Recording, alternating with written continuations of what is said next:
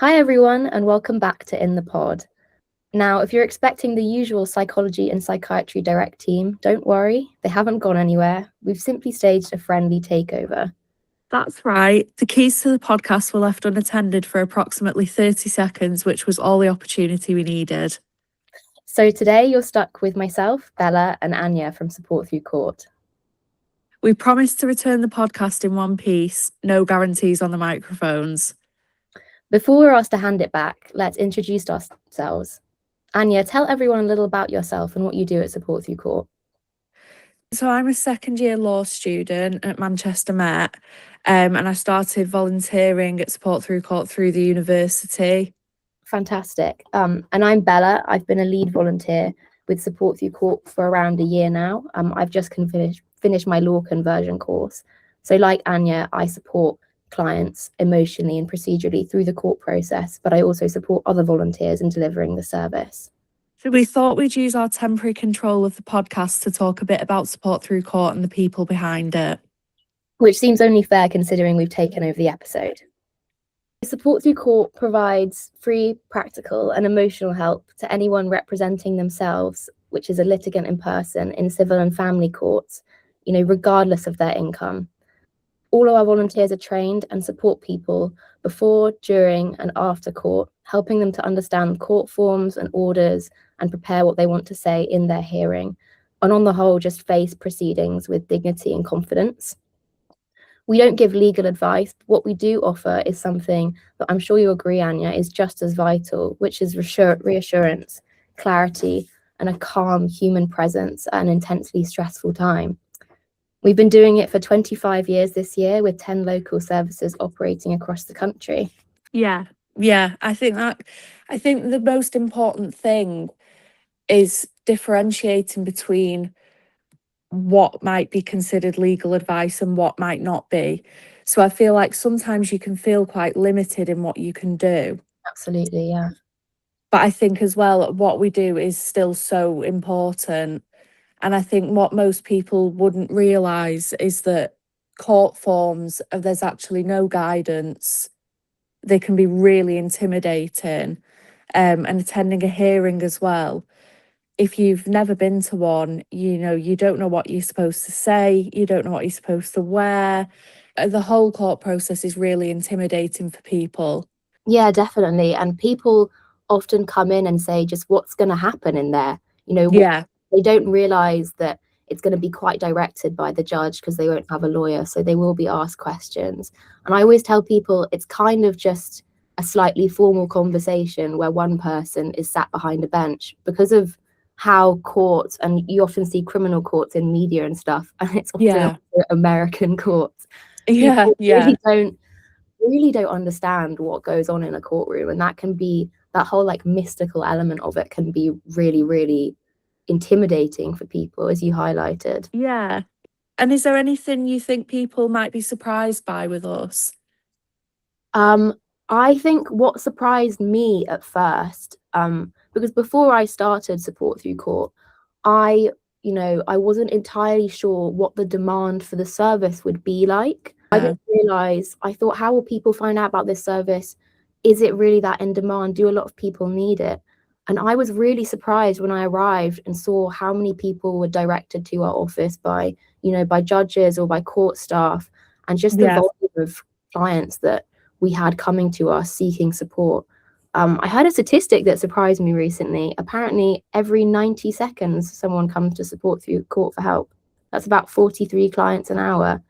And having been there for around a year now I struggle to understand, how civil and family courts would even operate without this service, because such a high volume of our clients are using the service to make those initial applications. So in a year that we've been there, Support Through Court has supported more than 51,000 people. Oh my gosh. It's definitely, it's a service that I think people don't know about, but once they do, it's something that they can use as much as they need to. Yeah, tell definitely. people they know about it. I mean, I would definitely always recommend it to anyone now. Same. I've had like friends of friends who had issues and weren't needing to go to court, and I was like, you need to, if you aren't able to afford a lawyer, you need to seriously consider making use of this service because it really is just so helpful at every step of the process. And kind of Yeah, like you said, I think that people don't realize, the issues with the court process and how difficult the process can be if you haven't had exposure to it. It kind of is, quite tucked away from sort of the public consciousness. But once you do yeah, realize how many people need that support and need that help, you realize how valuable services like support through court are. yeah, definitely. So, what was it that first brought you to support through court? I knew that I wanted to do something within the law, and I was just um, I'd left my job to do a law conversion course, and I'd done a mini pupillage and had ended up being left with the client quite a lot while the barrister went to speak to the other counsel. And I realized that while I couldn't, offer support on legal matters, I could actually be quite helpful on the emotional side of things. And I found it Yeah. really fulfilling and thought, I'd love to do this more. And I did some research and I found support through court and haven't really looked back. As you will, of course, be aware, we've got a lot of student volunteers, and it's a Yeah. really practical and emotionally engaging kind of legal experience because of all the client contact that you get. So, you've been doing it for a year, Yeah, and are you in university at the minute? I've just finished my conversion course, so hopefully going on to the bar practice course. Is it something you want to continue whilst you're waiting? Oh yeah, absolutely. I mean, I will continue it as long as I'm able to. Um, Yeah, yeah, it also just makes you feel so purposeful. I used to work in a bank and I didn't find that terribly fulfilling. And yeah, yeah, volunteering, you just feel like you actually are able to help someone. It's just so rewarding. yeah, yeah. And I think the biggest thing that I always say as well is you don't realise how many people, like walking down the street, facing legal issues in civil courts. It's Definitely. just everyday normal people can find themselves in really difficult situations where they have no choice but to go to court. And I think it really makes you think you don't know what someone's going through. Oh yeah, absolutely. And I think one of the most difficult parts, as from my own observation, of being involved in the court system as a litigant in person is a lot of people sort of don't really understand what court is supposed to achieve, in the sense Yeah, that loads of people can tend to see court as the place to redress every issue they have with, their ex-partner, for example. But the yeah, reality is, depending on the issue at hand, the court doesn't have time to consider the entire emotional context of an issue. And that can leave a lot of people feeling sort of ignored or sidelined by the system, as if they feel like they aren't really being heard. Like I had yeah, a client once and we were preparing for a hearing, and I asked her a question that I often ask clients, when their aims going into court seem a bit unclear, which was, what do you want to happen in there? In an ideal world, what is said? And my client said, oh, I just want my ex to understand how much he's hurt me. And I think that that's like a common sort of hope, but court is rarely the venue for, having your suffering validated in that way. So what is so useful about support through court is it does offer clients that listening ear to have someone when they go into the court building who sympathizes and understands. And it can kind of lift the pressure off the whole court process in a sense, because they've been able to get that sense of being understood and being listened to from someone that to them they associate as being within the court process, when they might not get that from going through the court process unaided. yeah, yeah. No, I definitely agree. I feel like a lot of times when you go to a hearing with a client, they're quite surprised by how quickly things move, or if a judge decides not to consider certain evidence. And I think a lot of the time people can find it quite frustrating because, you wouldn't think of what the judge's obligation or duty is. Yeah, And when they've spent so long building up to this one hearing, I feel they can often feel quite let down in the moment. But yeah, then that's why it's really helpful afterwards to come and sit in the office and decompress and talk through things. yeah, definitely, definitely. Because I think that people they can't reconcile the fact that, you know, the judge's consideration may be the welfare of the child, but for them, the story, the whole, you know, emotional backdrop of my ex-partner's done this, they've done that, and this has taken me to a breaking point where I've, you know, done XYZ. For them, that feels like such a critical part of the story. But as you Yeah. said, sometimes it's got to be cut for time. It falls outside of the scope of what the judge needs to consider. And so when they have that opportunity to speak to, you know, you or I about all of that context, it does feel like they get that sort of release that they were seeking that they weren't able to get from the judge. Yeah, yeah. I think that's probably one of the biggest things that we help with. Even if someone comes in not intending to, you know, talk things through, they just want help with a form. I think more often than not, people end up sort of confiding in us. And often, maybe just doing that is what they needed, just to get everything out of their head onto a table, talk it through with someone, and someone that's not going to judge them, you know, Yeah, someone that's not going to take sides, someone that's just there to listen. yeah, yeah. And I think that I'm sure you'll relate to this as well, but sometimes a client will say something like, "Oh, you're the first person that's really listened to me throughout this process," because Yeah, particularly if the other party's got, you know, a lawyer, got counsel, yeah, and the judge will generally spend a lot of their time in court addressing the counsel because they will be better able to inform them of the issues. They can feel, I think litigants in person can feel sort of sidelined and like perhaps, even though they aren't being ignored in practice, it can feel like being ignored, like their voice isn't being heard. And I think it just helps people so much to feel like I've spoken to this person and they're in my corner and they've really taken the time to listen. yeah, yeah, definitely. I think one of the things that people find most difficult is when, say, their ex partner has a solicitor or a barrister and they're going in completely alone. And so, just for someone to sit with them and then, you know, afterwards talk about what Yeah. happened is a massive weight off their shoulders. And I think generally it's a really, really emotional process. And you know, you often find people who maybe come across as like, you know, knowing what they're doing and being tough and strong. And once they get into that room, it's Mm. just so overwhelming. Oh yeah, definitely. I think sometimes it's so sad to see, you know, the kind of situations that people deal with, and when that then crosses over into a legal world, it's so overwhelming, it's so complicated. Yeah.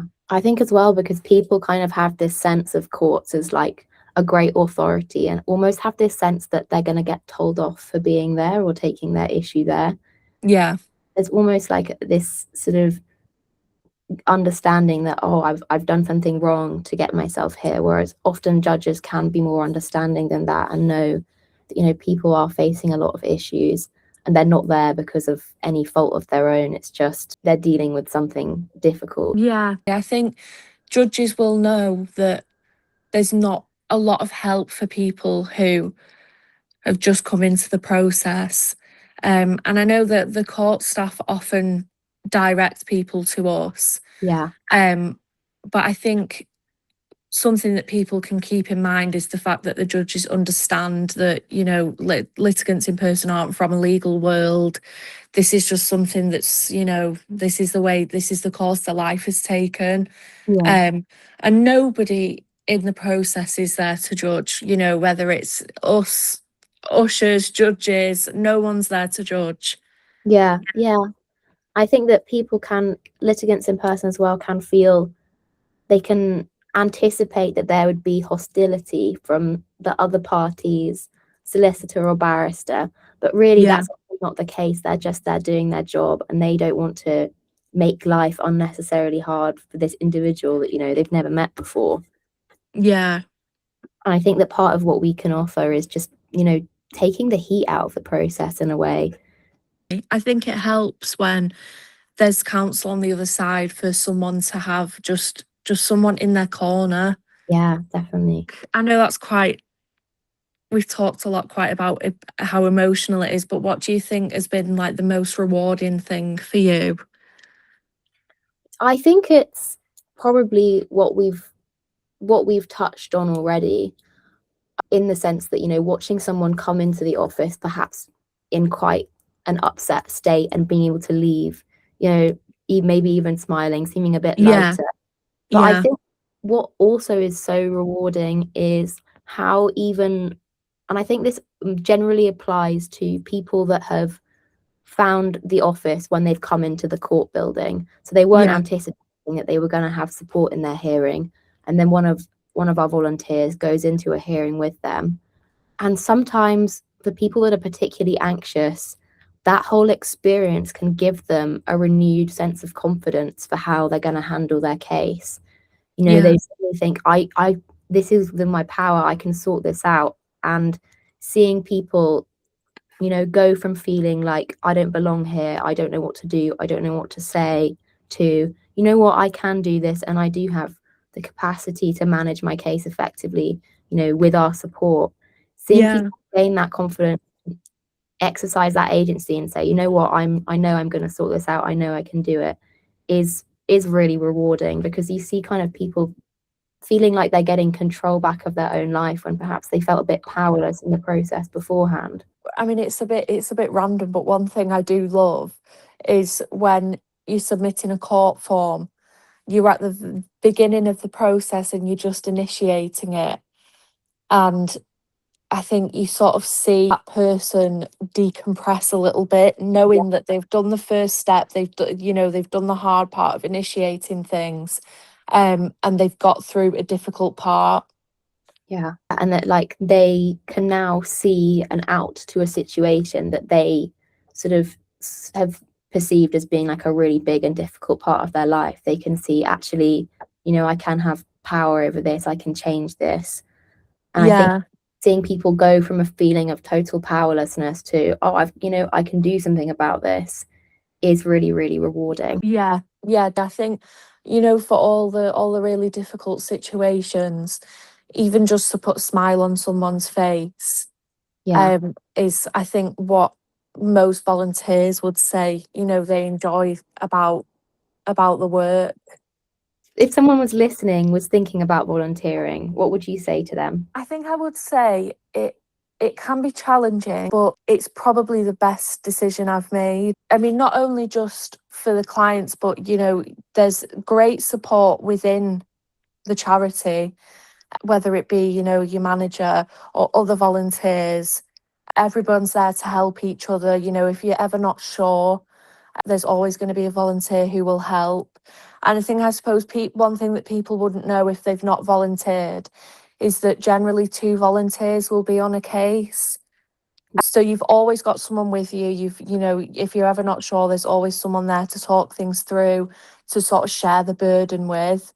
Yeah. Um, and I think as well, if you're someone who wants to go into the legal world, whether it be solicitor, barrister, paralegal, this is really, really good experience for that.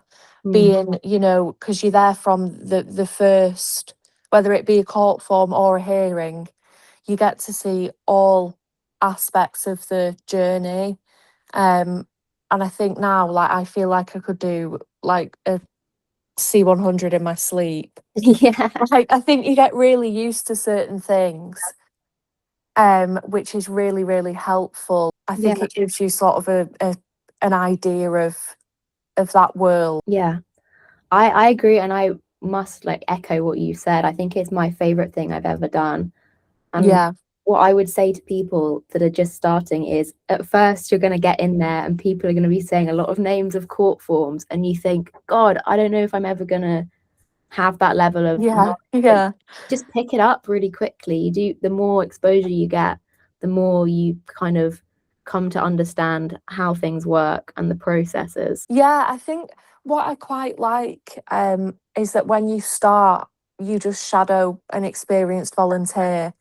And I think that's the best way to pick things up, is just going into it and listening, and you have a go. And I think the best thing is that everyone around you, Yeah. there might be something they don't know or you don't know, and you ask each other, and there's always going to be help there, and you're always learning from each other. Oh yeah, absolutely. And it's also so invaluable getting experience in court because, you know, a lot of people won't have ever been in a civil or family court before, and it's just so interesting to see what that process is actually like from the inside. Yeah, well, I imagine it's probably quite difficult to just observe a civil hearing, especially family. So I think it's a good way in Yeah, definitely. to see, even if it's like, you're considering family law, or you're considering, small claims, it's definitely it I think it will help you decide. Definitely. Just out of curiosity, has it informed what you think you'd like to practice in the future, or are you not sure yet? Yeah, I think family was one of the top runners for me. Yeah. And honestly, now I feel it's so emotional, and so challenging. I've probably shifted more away from it.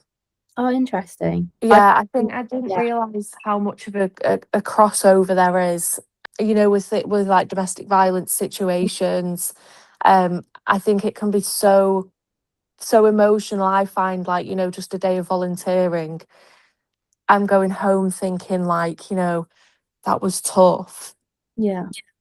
So yeah, I know people at Manchester do want to do family, but it sort of made me realise maybe it's a bit too charged for me. Yeah. Yeah, I get that. I think it's, you know, different strokes for different folks.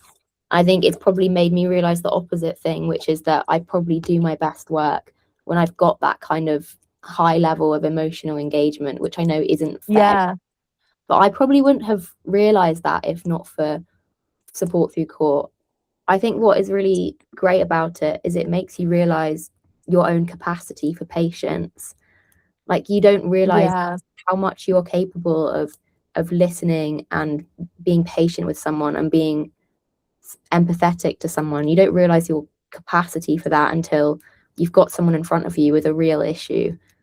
And then you kind of like, you know, step into this compassionate role that you didn't even know you were capable of holding. yeah, definitely. I mean, I don't think I'd have considered myself, a really empathetic person. It's not something I've ever thought about. Yeah. But then going to doing a day of volunteering, and dealing with clients with multiple different issues, you sort of realise, how much you feel for them, and how emotional their issues can be. And I Yeah. think every single one of our volunteers is very, very good at listening and supporting, but they also probably do take a bit of it home as well. It can be hard. It can be hard not to. Yeah. I think it probably is also what makes you a good volunteer, to relate emotionally, or to understand emotionally what someone's going through. It only makes you want to do the best you can do for them. I sometimes find myself like lying in bed at night thinking if I haven't heard or seen a client for a while that maybe I had, you know, continuous contact with, sometimes I do just sit at home and wonder like, oh, what happened? Like Yeah, yeah. and that just shows you how much you like connect and engage with it, that you're thinking about someone months later and what's happened with their case. Yeah. I think especially child arrangements, Mm, and divorce can be like really difficult to let go of in a way. yeah, Um, Especially if like you said, if you've had contact with a client more than once, and you sort of become invested in their situation, and you want things to go well for them. yeah. It can be really hard seeing what they've gone through. So what would you be most excited about for the future of support through court? Do you have anything that comes to mind? I think we're probably already doing a lot of, I mean, we've got a helpline, Yeah, we've got the in-person support, and I don't know about you, but at our location, we've got an office at the university. that answer the helpline calls. Yeah. But maybe just more volunteers. People will. I hope probably people will learn about it because, like you said, I'd never heard of it. Didn't know charities like this existed. Neither. Yeah. And it was through university. So I think probably more awareness, and I think you can probably never get enough volunteers. Yeah, I think you can never get enough volunteers. The more volunteers are in, the better the service. And if more people knew that you don't need to have an interest in becoming a lawyer to do this kind of work, if you're in any way interested in helping people through a difficult time in their life, this could be something that, you know, you should consider doing because it is really valuable. And because we don't offer legal advice, there's no requirement to be legally trained. Yeah, I mean, in our office, we have people that have retired, that are just, they've got the time, they want to help. Yeah. And I think anyone could do it. Yeah, I think so as well. But I think we are, as a charity, we are doing really well. We've got loads of different locations. I always think that especially given the number of clients that are directed to us by court staff, sometimes and then end up doing, you know, like a big long form like a C100. Yeah. I sometimes think, what would these people have done if not for this support? Would they not make that application? Or would they make that application and perhaps struggle with it? Or, you know, what would that look like without support through court? I kind of struggle to imagine that. And I'm sure that is the reality for people that, you know, where their local court is someone that doesn't have a branch. Yeah. Yeah. Do you know, sometimes I think, I don't know whether you've had this as well, but if you sit down with a client and you go through a form and they realise, actually, this isn't something I want to do at this, time in my life. Yeah. When you tell them how long they'll wait, that, there's possibility of multiple hearings. I think some people just realise that at this point in their life, this isn't something they want to go through. And I mean, it doesn't happen often, but I'm glad that people don't put themselves through that if they're not ready to do it.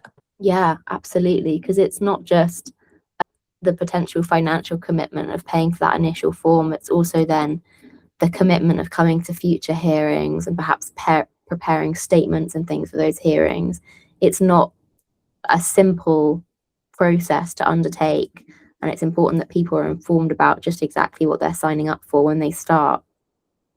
Yeah, I think especially with small claims, if it's a smaller amount of money, I think people might weigh the options and say, Yeah, this isn't something I want to do at the minute. yeah, definitely. Because I don't think people realise how long the process can be. Mm. I had a client recently who had got to the point of having a hearing, and actually the sum had got whittled down by the judge. And in the end, he just said, I'm going to agree to have the case dismissed. Yeah, I don't want, I think it was like £100, £200. I don't want that being enforced. I just yeah, want the other party to take it as a lesson. And I think that sort of shows, after after that huge process, sometimes people might find that actually that was too much for yeah. for a claim that small. That's because I think sometimes people have this idea that's probably informed by the media or, you know, perhaps TV shows where they're like, I'm cross with someone, I'm gonna, you know, serve them with a notice that they've got to come to court because of Yeah, X, Y, Z reason. And I think people often underestimate how big of a commitment they're making just to have that aha moment of serving someone a summons. yeah, yeah. And I think people don't realise as well, when the other party doesn't turn up, there's not really much that's done. Yeah, A hearing might be cancelled, it might go ahead. But I think one thing that people maybe assume, especially from like TV and things, is that the other party has this obligation to attend, yeah, and they'll be in trouble if they don't. And it's really not the case. So you've got to be prepared to go through it for yourself yeah. and not to put the other party through something. Mm. because they might just avoid it. Yeah. And it's also like for both parties, whether you're, the applicant or the respondent, it can be a really frustrating process. There can be administrative issues, you know. I Yeah. mean, a lot of people all the time come in, they say, I haven't received my order, and maybe it's because the court has the wrong address or wrong email for them. And it just can be, quite a frustrating process to go through with. So it is really important that we're there to say, are you aware of the commitment that you're essentially signing yourself up to? I mean, it's different for a lot of family matters where a lot of these applications, feel really essential. Yeah, it's necessary. Yeah, Yeah. I think as well with the courts and administrative issues, there can be instances, where you get to court and the judge hasn't received an evidence bundle, but the client has emailed it to court. And I think that can be very overwhelming and very daunting when you finally get to that day that you've been waiting for, and things aren't in order.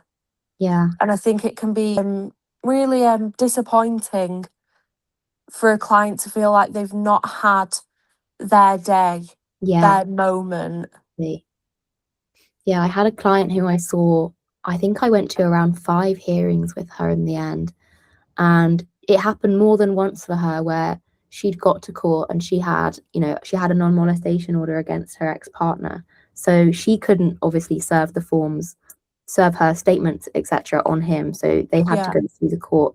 It happened more than once when the judge hadn't had sight of them, the other party hadn't had sight of them, and there had to be adjournments.